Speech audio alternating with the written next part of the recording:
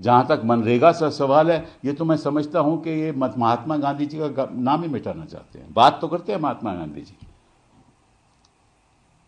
खादी पे तस्वीरें भी दिखाते हैं, आपको याद हो ना, चरखा, लेकिन चक्रव्यूह चलाते हैं।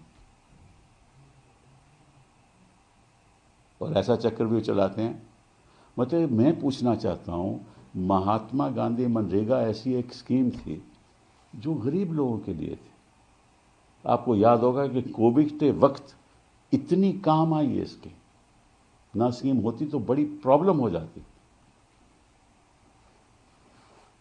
तो इसी से तो जो पावर्टी है, जो गरीबी है, उसको गरीब लोगों को कुछ राहत मिली। और इसमें जो स्कीम है, इसमें 57% स्कीम में जो लेबर है वो महिलाओं की है। 57% महिला काम करके पैसा कुछ कमाती थी ताकि थोड़ा सा अपनी अर्निंग, उनके घर में जो उनका पैसा ज़रा मिल जाए उनको। 57%। और तमिलनाडु जैसे जगह पे तो 80% थी। और मुझे आज भी याद है, इसका भी ये राजनीतिक दुरुपयोग करते हैं। इन्होंने कोई खामी ढूंढ ली पश्चिम बंगाल में, उनकी स्कीम बंद कर दी। पश्चिम बंगाल को कोर्ट में जाना पड़ा कि भैया स्कीम तो लागू करो। कोर्ट ने इनके हक में, पश्चिम बंगाल के हक में फैसला दिया।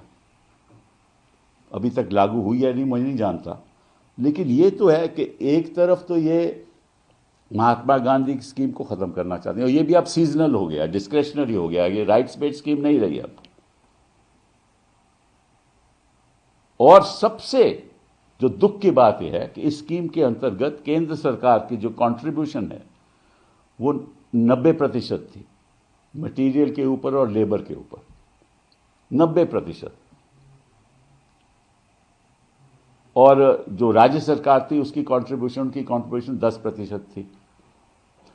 तो इन्होंने कहा कि अब स्कीम जो होगी उसमें जो केंद्र की कंट्रीब्यूशन होगी वो केवल 60% होगी और राज्य सरकारों की कंट्रीब्यूशन 40% होगी। राज्य सरकारों के पास तो पैसा ही नहीं है,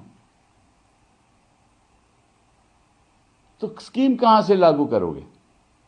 तो सीजनल 40% कंट्रीब्यूशन राज्य सरकारों की, और कहा है कि 100 दिन की हम 125 दिन की हम गारंटी करते हैं। कहां से गारंटी करेंगे?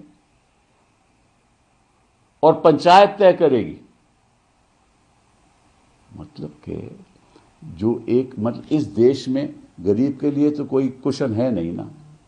बाकी देशों में जब गरीब को मतलब कि बेरोजगार हो जाए कोई, तो उनको डोल मिलता है, सरकार ही पैसा देती है। यहां वो कुशन तो है नहीं। ये एक ऐसी स्कीम थी जहां थोड़ा बहुत कुशन था, वो भी इन्होंने खत्म कर दिया। और आपको मालूम है कि प्रधानमंत्री जी ने, मैंने खुद सुना, मजाक उड़ाया था इस स्कीम का, सदन में आके मजाक उड़ाया था, फिर उसको अपनाया। जी राम जी की क्या बात करते हैं, हर बात पे राम। अरे राम के आदर्शों पे चलो, नाम के वास्ते नाम नहीं लो। जो सरकारें गिराता है, जो प्रदूषण के बारे चर्चा नहीं करता है, उसको राम से क्या ताल्लुक? ये तो दूसरी बात हो गई। और तीसरी बात वो है अपनी न्यूक्लियर एनर्जी। उसकी भी कहानी सुन लीजिए आप। जब न्यूक्लियर एनर्जी बिल हम लाए, और डॉक्टर मनमोहन सिंह की सरकार के बड़ी मुश्किल के साथ, प्रेसिडेंट जॉर्ज बुश की सहायता के साथ ये हुआ, उस समय इन्होंने विरोध किया।